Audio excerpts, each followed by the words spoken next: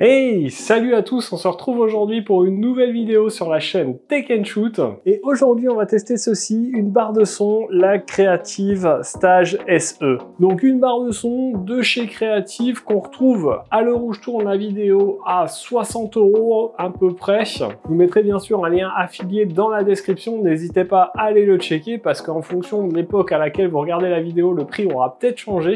Et on va voir ensemble, et bien du coup dans cette vidéo, si cette barre de son pour une soixantaine d'euros vaut le coup ou pas. Vous l'avez vu, c'est une barre de son de petite taille qu'on pourra installer facilement sous ses écrans ou même sous sa télé. On a une puissance de 48 watts qui nous est annoncée et eh bien on va tester tout ça ensemble. Allez, on perd pas de temps, on va tout de suite faire un unboxing de cette barre de son. On voit son packaging, son design, ses caractéristiques, puis on se retrouve après pour la tester et bien sûr que je vous donne mon avis dessus.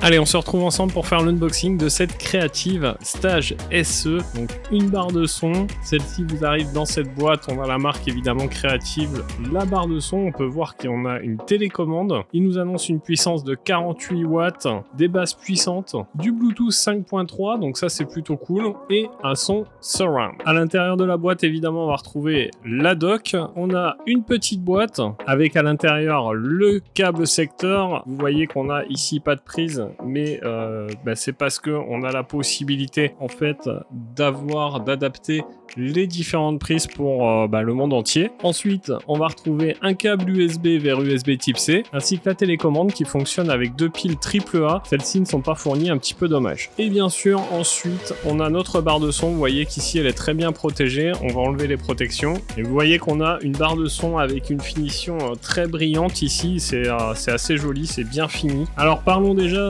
de ses dimensions à cette barre de son. On est sur une barre de son qui va faire 410 mm de long, 108 mm de large et 68 mm d'épaisseur. On est sur une barre de son qui pèse 1,220 kg. Donc vous voyez, globalement, on a une barre de son qui est pas très grosse, qui ira parfaitement par exemple sous vos écrans PC sans aucun problème. Alors la finition brillante ici, c'est très joli. Par contre, la poussière, ça se voit direct. Vous voyez, je l'ai à peine déballé. On a déjà des poussières. Je sais pas si vous verrez à l'écran, mais ça montre tout de suite la poussière, quoi. Donc il va falloir la nettoyer assez souvent. Donc cette barre de son, vous l'aurez compris, elle fonctionne sous secteur. On peut la brancher en USB, mais aussi en Bluetooth qui est 5.3 comme je vous l'ai dit.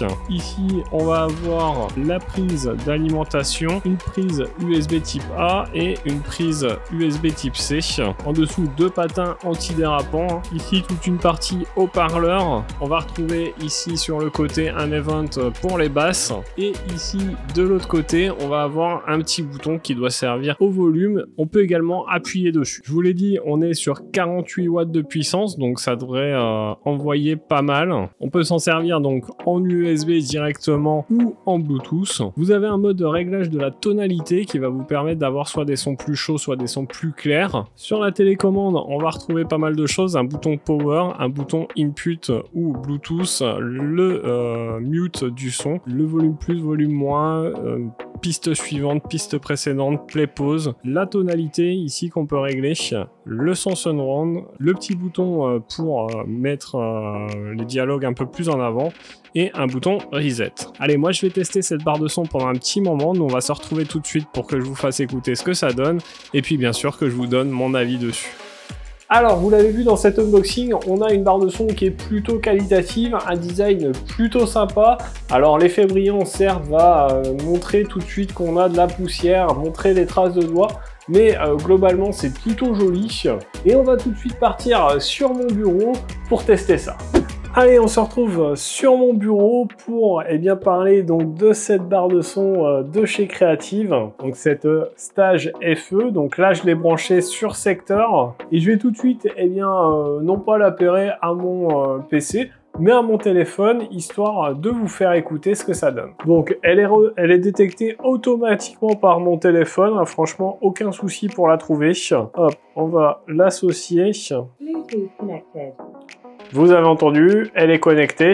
Allez, je vais vous passer une musique libre de droit et on va voir ce que ça donne au niveau son.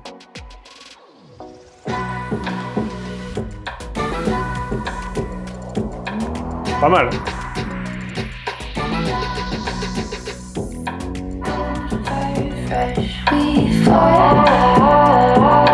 Glitter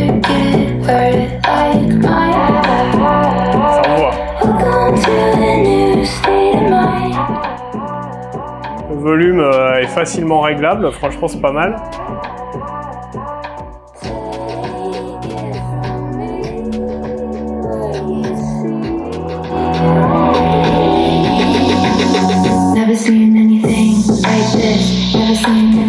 Ça marche pas mal.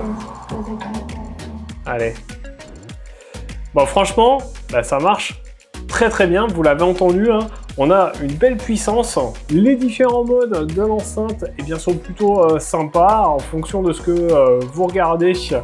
Bah, par exemple, si vous l'avez branché à votre télé et que vous regardez un film, ça va fonctionner plutôt bien en surround, etc. Sur votre PC, pour les jeux, tout ça, c'est plutôt pas mal aussi. Malgré sa petite taille, puisqu'on est quand même sur une barre de son, je trouve, plutôt petite, on a quand même une bonne puissance et une bonne clarté sonore. Ça, c'est quand même plutôt cool. Et concrètement, eh bien, pour 60 balles, je trouve qu'elle vaut vraiment le coup. Alors, les points positifs de cette enceinte, bah, clairement, c'est sa qualité audio. On a vraiment une bonne qualité pour le prix. La possibilité également d'avoir plusieurs modes de son, surround, plus clair, etc. Et le fait eh bien, qu'on peut la brancher un peu où on veut, elle est compatible avec à peu près tout. En point négatif, bah, je trouve qu'elle manque un petit peu de connectique. Une prise de jack par exemple, ça aurait été plutôt pas mal. Et je mettrai en point négatif aussi le dessus brillant qui va bah, marquer énormément les traces de doigts et bah, on va tout de suite voir la poussière dessus. Donc bah, évidemment, vous l'aurez compris, c'est une barre de son que je peux vous conseiller. Franchement, pour le prix, elle vaut vraiment le coup. N'hésitez pas à aller checker le lien que je vous aurai mis dans la description pour la retrouver facilement. J'espère en tout cas bah, que cette vidéo vous aura plu. Si c'est le cas, n'hésitez pas à mettre votre plus gros pouce bleu juste en dessous de la vidéo. N'oubliez pas également de vous abonner à la chaîne et de cliquer sur la petite cloche pour ne pas louper les prochaines vidéos. C'est le meilleur moyen de m'aider. Nous, on se retrouve dans un prochain test ou une prochaine présentation de produits. En attendant, prenez soin de vous. À plus et bon shoot!